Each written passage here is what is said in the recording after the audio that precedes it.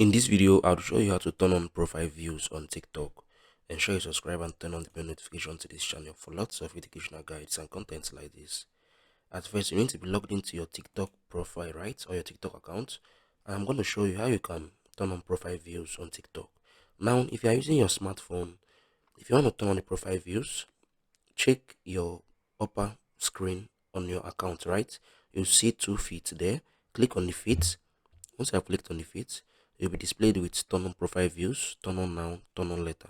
What you need to do, you need to click on the turn on now. Now, if you are using your PC and you want to turn on profile views, what you need to do, you need to click on this, your icon right here at the edge of your account.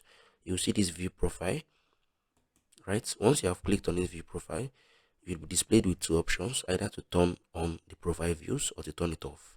This is how you can basically turn on or turn off the profile views on your TikTok account or page. If you found this video helpful, share your thoughts below in the comment section. I'll see you guys in the very next one.